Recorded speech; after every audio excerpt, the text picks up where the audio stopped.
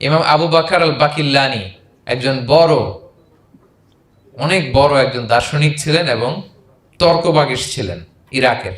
নাম শুনেছেন কেউ? আবু বকর আল বাকিল্লানি। তো উনি কারোর সাথে তর্ক লাগলে উনি খ্রিস্ট ধর্মের কত লোককে যে শাহাদা পড়াইছেন ওনার এই যৌক্তিক আলোচনা দিয়ে, তর্ক দিয়ে। সুবহানাল্লাহ। এক খ্রিস্টান পাদ্রী ওনারে প্রশ্ন করলো, তোমরা মুসলমানরা খুব রেসিস্ট। উনি বললেন কেন? বলছে তোমরা খ্রিস্টান মেয়ে বিয়ে করতে পারো, ইহুদি মেয়ে বিয়ে করতে পারো, মুসলিম কিন্তু ইহুদি মেয়ে খ্রিস্টান মেয়ে শর্ত সাপেক্ষে, কিছু শর্ত আছে ওই আলোচনা যাচ্ছেন, শর্ত সাপেক্ষে বিয়ে করতে পারে আহলে কিতাব হলে। কিন্তু কোন খ্রিস্টানরা মুসলিম মেয়ে আমাদের মেয়েদেরকে বিয়ে করতে পারবে না, কোন ইহুদি আমাদের মেয়েকে বিয়ে করতে পারবে না। তো বলে তোমরা খুব রেসিস্ট, তোমরা আমাদের মেয়ে না, ওকে তোমাদের মেয়ে আমাদেরকে দাও না। তো তিনি বলেন তোমরা তো ইহুদি, তোমাদের নবী হচ্ছে মুসা আলাইহিস সালাম, ওনাকে তো আমরা মানি, ওনার কথা তো কোরআনে আছে, এজন্য তোমাদের মেয়েকে বিয়ে করতে পারি। আর খ্রিস্টানদের নবী হচ্ছে ঈসা আলাইহিস সালাম, ওনাকেও মানি, ওনার মায়ের নামে বিশাল সূরাই আছে, সূরা মারিয়াম, আর ওনার ব্যাপারে হাজার শত শত আয়াত, তো এই জন্য তোমার খ্রিস্টানদের মেয়ে বিয়ে করতে পারি। তোমরা তো আমাদের নবী মুহাম্মদ সাল্লাল্লাহু আলাইহি ওয়াসাল্লামকে মানো না, মুহাম্মদ সাল্লাল্লাহু আলাইহি ওয়াসাল্লাম যে শেষ নবী এটা তোমরা মানার সাথে সাথে মুসলমান হয়ে যাবা, এরপর আমাদের মেয়েকেও তোমরা বিয়ে করতে পারবা।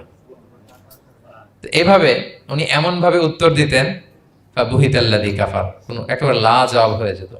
তো ওনার নাম যখন ছড়ালো, ইরাকের মুসলিম বাদশাহ ওনাকে কনস্টান্টিনোপলে পাঠাবেন, যেখানে রোমান এম্পায়ার। তো রোমান এম্পায়ার এরাও খুব প্রস্তুতি নিয়ে আছে যে আবু বকর আল বাকিল্লানিকে ডিল করা অনেক কঠিন, সে আসতেছে, তার সাথে কিভাবে কি করা যায়। তো আপনারা জানেন যে খ্রিস্ট সমাজের নিয়ম হচ্ছে রাজার দরবারে ঢুকতে গেলে কুর্নিশ করে ঢোকা লাগে। কি করে? মাথা নত করে, এরকম নিচের দিকে করে রূপুর মতো করে এরপরে ঢোকা লাগে। তো এখন তারা প্ল্যান করতেছে যে আবু বকর বাকিল্লানি তো জীবনে আমার কুর্নিশ করবে না, এটা তো আমার জন্য অপমান হয়ে যাবে, কি করা যায়। তো রাজার এক বড় উজির সে প্ল্যান করলো, একটা কাজ করেন, রাজ দরবারে তাকে যখন ঢোকানো হবে তার জন্য একটা স্পেশাল গেট বানানো হবে, দরজাটা ফুল হবে না, হাফ হবে, অর্ধেক। তো অর্ধেক দরজা দিয়ে যখন সে ঢুকবে, সে তো বাধ্য মাথা নিচু করে ঢুকতে হবে, তাহলে রুকু হয়ে গেল, কুর্নিশ আপনাদের দেওয়া হয়ে গেল। বলে এই তো চমৎকার বুদ্ধি, ঠিক আছে একটা ছোট্ট দরজা বানাও। তো বানাইছে। উনি যখন কনস্টান্টিনোপলে পৌঁছলেন, ওনাকে নিয়ে আসালো রাজদরবার, বলতেছে এটা দিয়ে ঢুকতে হবে, আমাদের সবার ঢুকেন। তো সবাই এরকম মাথা নিচু করে ঢুকছে। উনি দেখেই বুঝছে এটা তো কৌশল করছে আমার সাথে। তো উনি মাথা নিচু করছেন, কিন্তু এমনি না, উল্টা হয়ে উনি মাথাটা পিছনে দিয়ে, বুঝতে পারছেন, উনি অ্যাবাউট টার্ন হয়ে ঢুকতে তো হবে, পিঠটারে রাজার দিকে দিয়ে, নিতম্বটাকে রাজার দিকে দিয়ে, তারপরে উনি রুকু দিছে, উল্টা রুকু। তো এক হিসেবে কুর্নিশ মানে, বরং আরো রাজাকে কি হয়েছে, ইনসাল্ট করা হয়েছে। রাজা তো রেগে মেগে আগুন, সবাই রাজা বলছে জানতাম ও এরকম কিছু একটা করবে। মানে এমন ভাবে উনি বুদ্ধি বের করে ওনার সাথে আর পারা যায়। কেন ওনার কথা আনলাম এই জন্য, সেখানে যেও উনি পুরো রাজ দরবারকে তাক লাগিয়ে দিলেন এইভাবে। উনি দেখেন যে কনস্টান্টিনোপলের রোমান এম্পায়ারের পাশে পোপ বসা, পোপ চেনেন তো, মানে তৎকালীন খ্রিস্টান সবচেয়ে বড় পাদ্রী।